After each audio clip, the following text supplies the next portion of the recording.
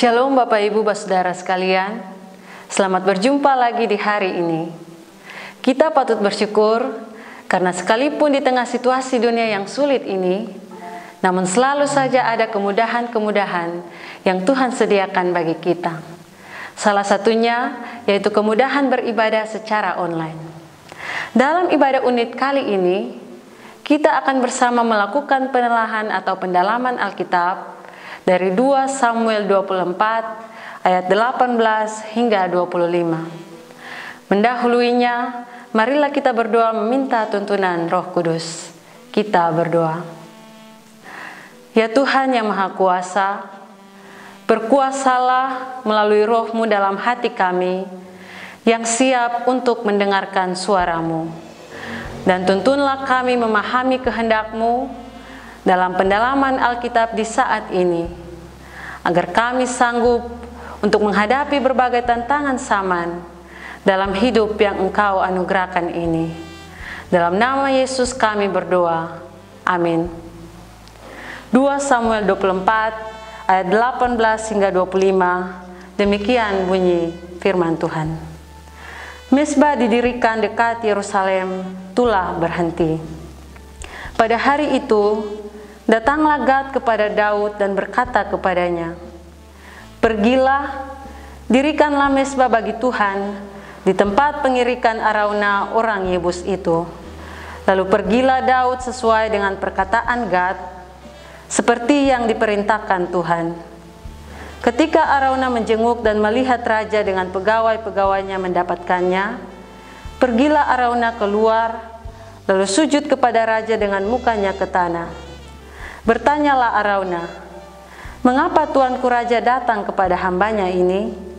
Jawab Daud, "Untuk membeli tempat pengirikan ini daripadamu, dengan maksud mendirikan mezbah bagi Tuhan, supaya tulah ini berhenti menimpa rakyat."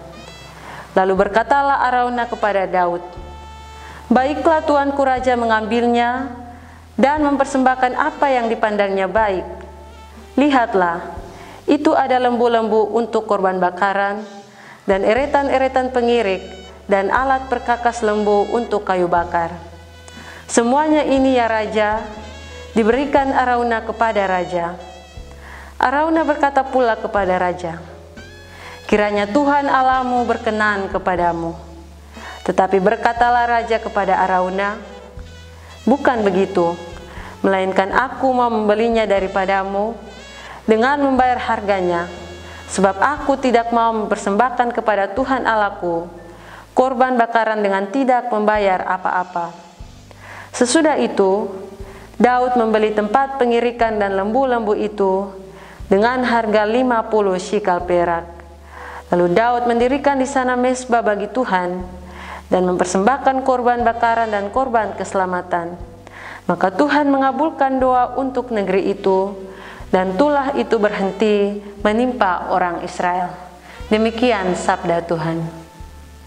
Bapak, Ibu, dan saudara sekalian yang diberkati Tuhan, teks 2 Samuel 24 ayat 18 hingga 25 ini dapat kita telaah bersama, pertama-tama dengan memperhatikan konteks pada saat itu, yaitu konteks pemerintahan Raja Daud. Raja Daud digambarkan sebagai pemimpin yang taat, setia, serta berhasil di dalam pemerintahannya. Namun selaku manusia, ada saja pelanggaran-pelanggaran tertentu yang dilakukan oleh Raja Daud, yang hal ini diceritakan pada ayat-ayat sebelumnya, yaitu tentang adanya penghitungan dan pendaftaran orang-orang Israel yang siap untuk berperang. Biasanya, untuk melawan musuh-musuh Israel, tentunya dibutuhkan tentara dalam jumlah yang banyak. Dan dalam tradisi Israel, mereka meyakini bahwa Tuhan Allah pasti menyediakan jumlah orang-orang yang siap untuk berperang. Oleh karena itu, ketika Raja Daud memerintahkan Yoab untuk pergi menghitung orang-orang yang siap untuk berperang, Yoab pun mengingatkan Daud tentang kemahakuasaan Allah. Namun, Daud tidak meresponi akan hal itu. Sehingga dengan berat hati, Yoab dan seluruh pasukannya berangkat menuju wilayah Israel dan Yehuda untuk melakukan penghitungan dan pendaftaran orang-orang yang siap untuk melakukan peperangan. Dan yang mereka dapati di sana ada 800.000 orang Israel dan 500.000 orang Yehuda. Bapak, Ibu, dan saudara sekalian, di sini kita lihat bahwa Daud telah melakukan suatu kesalahan.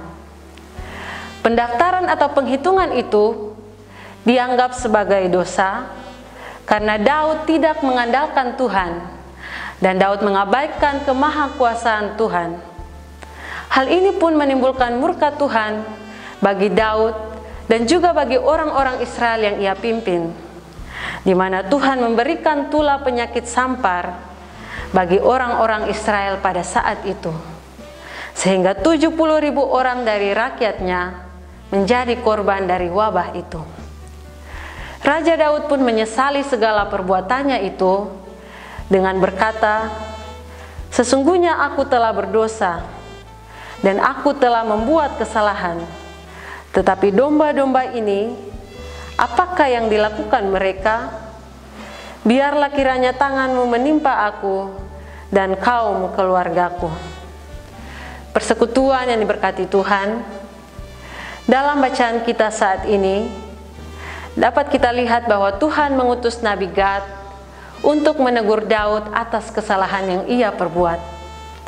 Karena pada zaman Perjanjian Lama, suara kenabian mempunyai fungsi yang sangat besar atau fungsi yang sangat penting.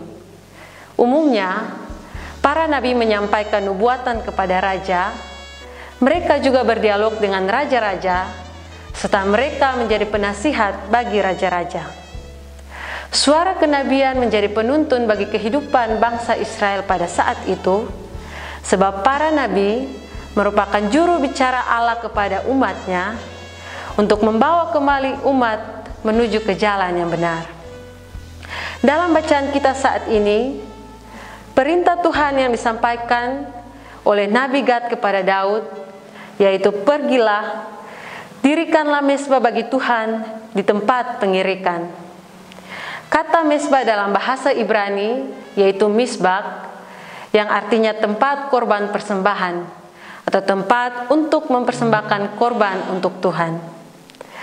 Daud pun kemudian mendirikan mezbah dan mempersembahkan korban bakaran dan korban keselamatan sebagai tanda penyerahan dirinya untuk memohon pengampunan dan keselamatan dari Allah bagi bangsa yang ia pimpin. Hal ini merupakan bukti ketaatan dari Daud yang menghasilkan pertobatan dan pembaruan hidup. Melihat ketaatan Daud terhadap perintah Tuhan itulah, maka Tuhan pun mengabulkan doa Daud dan tula penyakit sampar itu pun berhenti menimpa umat Israel. Bapak, Ibu, dan saudara sekalian, kajian terhadap bacaan kita di saat ini tentunya memiliki nilai atau makna bagi kita yang hidup di saat ini.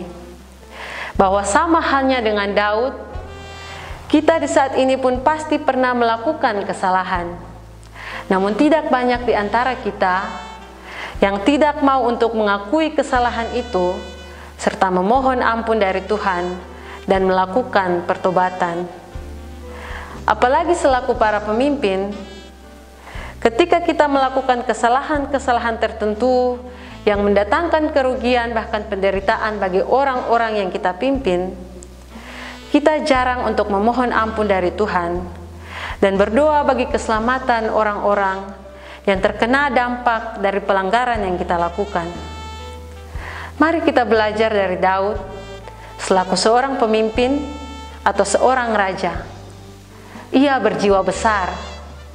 Ia mau mengakui segala kesalahannya di hadapan Allah dan menaati segala perintah yang disampaikan oleh Nabi Gad kepadanya, bahwa ia harus membuat mezbah untuk mempersembahkan korban sambil berdoa memohon keselamatan bagi rakyat dan negeri yang ia pimpin. Karena mengakui kesalahan adalah perihal merelakan. Relakan egoisme diri, relakan rasa malu di masa lalu, dan biarkan Tuhan mengubahnya menjadi baru.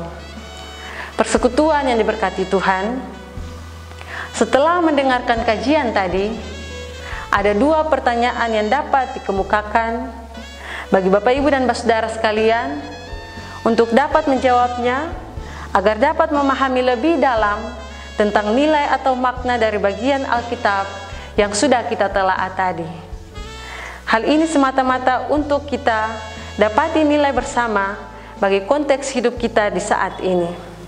Pertanyaan yang pertama, apakah sikap Daud yang mau mengakui kesalahan serta kembali menjadi taat itu masih didapati dalam kehidupan kita di saat ini? Yang kedua, bagaimana kita memaknai sikap Daud sebagai seorang pemimpin yang peduli dengan kehidupan rakyatnya jika dibandingkan dengan para pemimpin masa kini dalam usaha mereka memerangi pandemi virus corona? Demikian penjelasan serta pertanyaan yang dapat disampaikan. Jawablah dan renungkanlah pertanyaan tadi, serta lakukanlah hal-hal yang dapat membangun kehidupan bersama sebagai wujud nyata kita untuk menjadikan bumi sebagai mezbah bagi Tuhan. Tuhan menolong kita semua. Amin.